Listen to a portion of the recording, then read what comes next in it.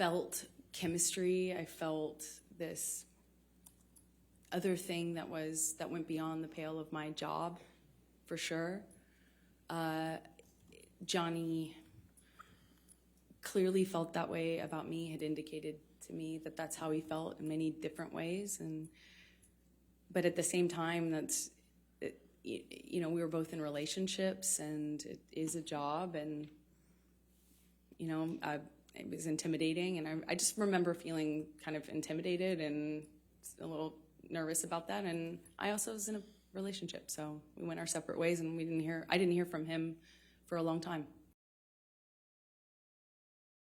And then I got up and left, and as I went to leave, he grabbed both sides of my face, similar to what he did in Puerto Rico when we were filming that scene. And he kissed me, and I kissed him back. And then we ended up spending the night together in my hotel room. And for the rest of the press tour, it was on. I'll put it that way. Well, once we were back from the press tour, we had this,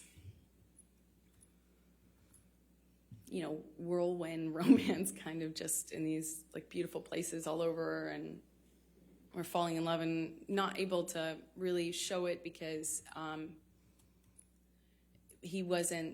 the world didn't know about the split between he and his former partner. And of course, as a woman, I was like, is that troubling? And I'd ask him, no, he swore to me that they hadn't even shared a bed for a year, and that they were protecting the kids and not publicizing it. Or not making it known to the press. And so we kind of had to be a little bit under the radar. Not a little bit, we had to be really under the radar, because as Johnny pointed out, that the world would blame me and call me a homewrecker, even though I had nothing to do with it. I felt like this man knew me and saw me in a way that no one else had. I felt he understood me. I felt he understood where I came from. I felt that, like, when I was around Johnny, I felt like the most beautiful person in the whole world. It made me feel seen, made me feel like $1 million. And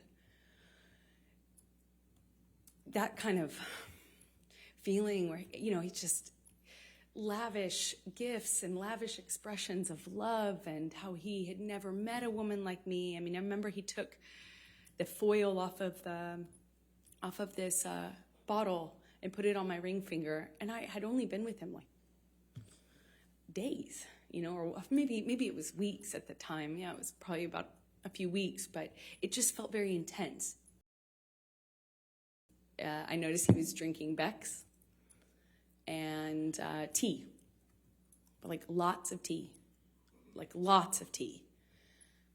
And I didn't foolishly think anything of it. I just, thought the man really, seriously, I missed it before, but really, really loves tea.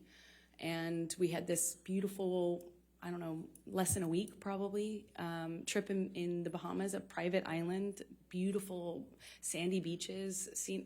It's a scene that you just don't, I had never experienced anything like that. It was a beautiful place, a beautiful time. And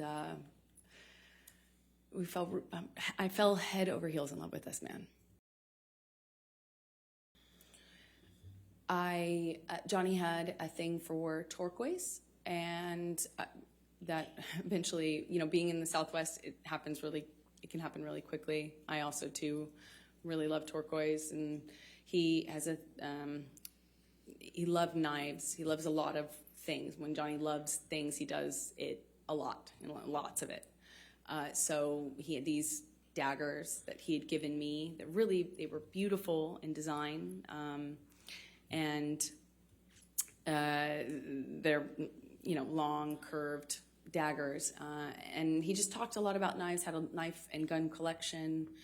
and was quite proud of it. And at some point, I don't really remember exactly when it was, but at some point I picked up what I thought was a really beautiful turquoise handled knife.